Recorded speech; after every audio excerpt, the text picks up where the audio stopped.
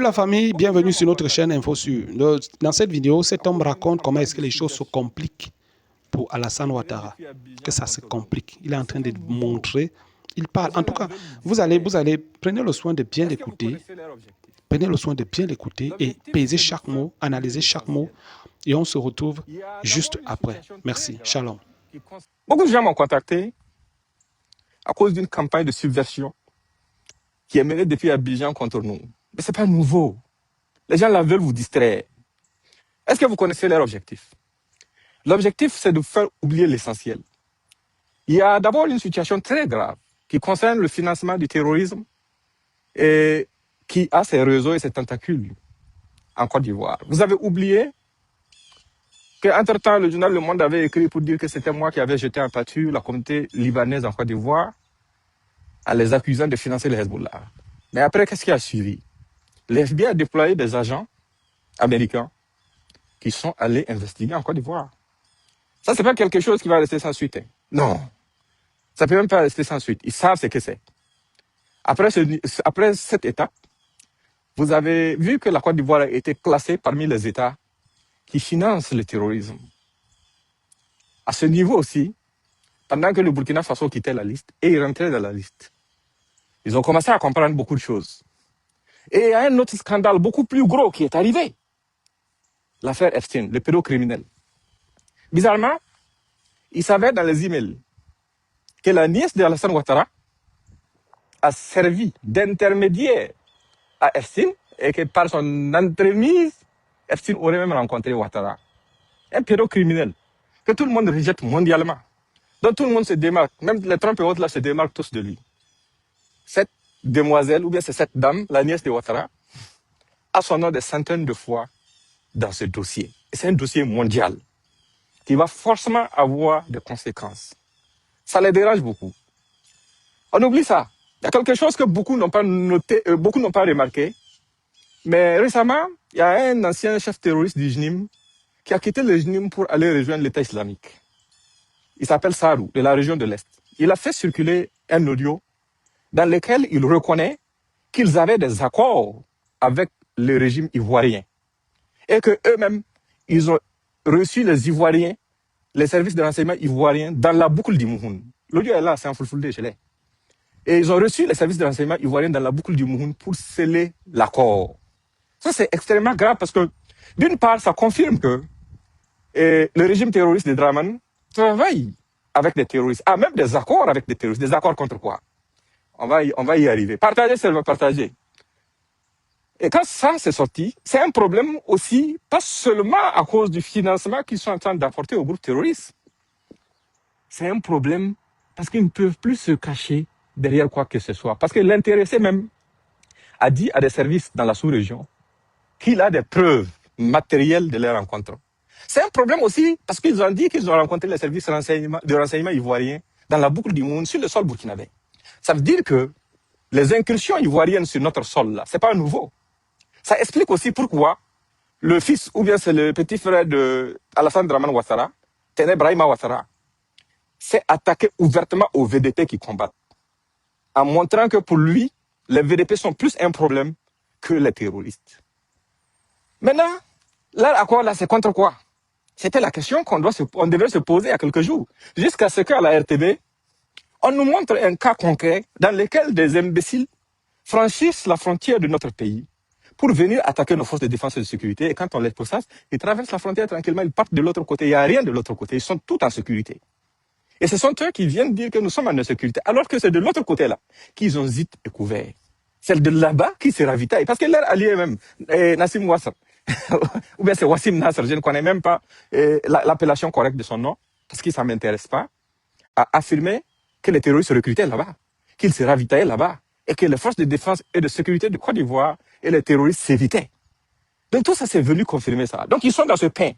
Et ils savent aussi que, aujourd'hui, avec la nouvelle dynamique et la puissance de notre diplomatie, et j'ai fait d'abord un salut d'honneur au ministre des Affaires étrangères du Burkina Faso, qui fait un travail fantastique, qui ne dort même pas par amour pour ce pays. À cause de la puissance de notre diplomatie, on peut amener ça à un autre niveau.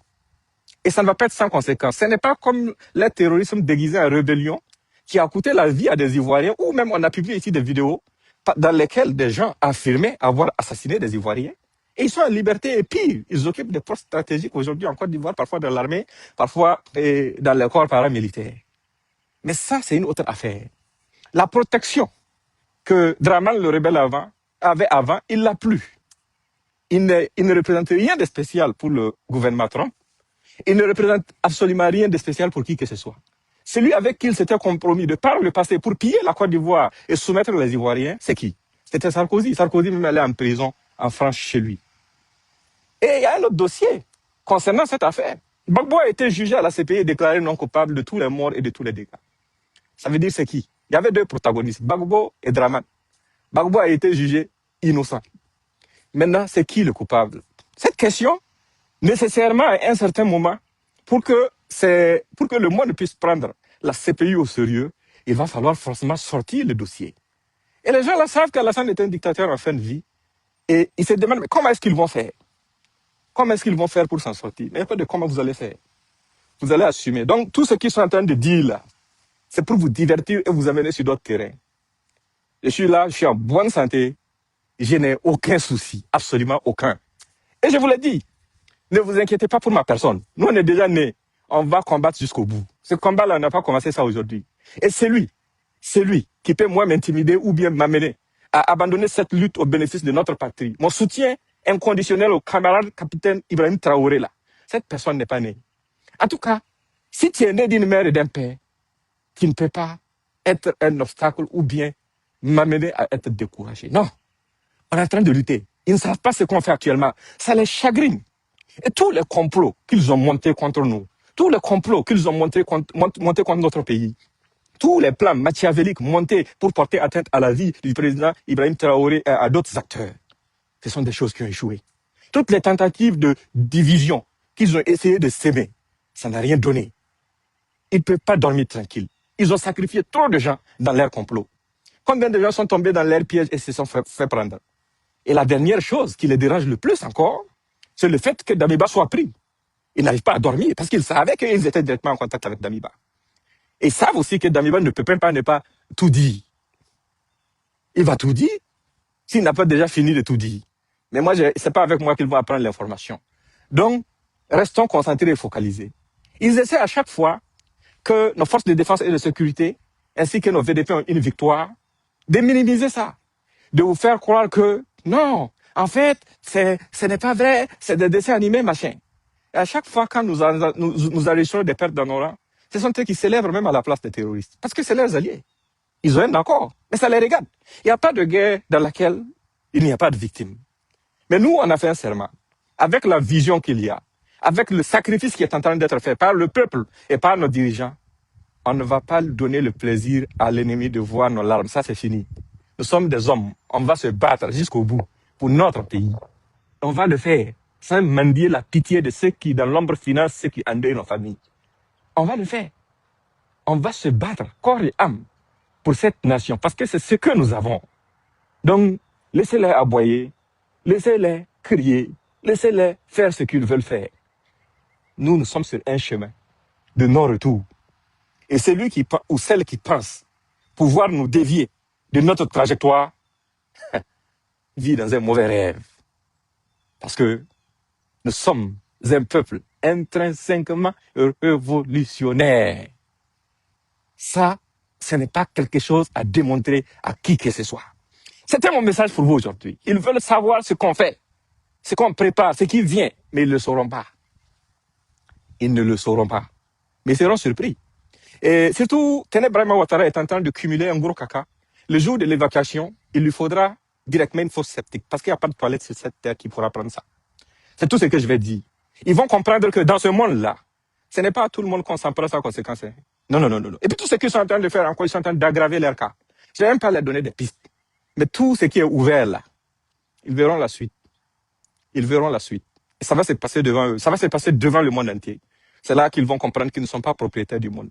C'est des petits délinquants, des petits rebelles, des petits terroristes qui ont pris en otage un peuple digne comme le peuple ivoirien, qui viennent se foutre des gens, qui viennent se comporter en quoi? Des gens qui sont impliqués dans tous les faux coups, c'est eux qui viennent se présenter comme s'ils étaient des dirigeants. Des petits voyous. Nous, on ne parle pas beaucoup. On sait ce qu'on fait. On sait vers où on va. On sait que ça va aller. En tout cas, pour nous, ça va aller. Pour notre peuple, ça va aller. Mais ça va pas, ça ne peut même pas aller pour les petits rebelles qui ont pris le peuple ivoirien en otage. Ça peut pas. Ça peut même pas. Non, on ne parle plus beaucoup. Non. Yeah. Vous avez fini de jouer, non? Tous vos complots, on les a déjoués. On a pris vos moutons de sacrifice un à un qui ont tenté d'assassiner nos forces de défense et de sécurité de notre président. Et vous pensez que c'est fini, quoi. Ça va rester comme ça. D'accord. C'est là vous allez savoir que c'est pas une seule mère qui sait mettre au monde un enfant bête. On sait tous être bêtes. Hein. Les tuyaux, les réseaux parallèles, les quoi, c'est quoi vous comptez là. Il y en a qui ont plus de réseaux que vous. Les lobbies, c'est autre. Vous ne connaissez, vous connaissez, mais vous ne connaissez pas les autres. Vous savez sur quoi vous comptez, vous ne savez pas sur quoi nous comptons. Et vous serez vraiment désagréablement surpris. Ça, c'était mon message. Partagez au maximum et portez-vous bien. Bye bye.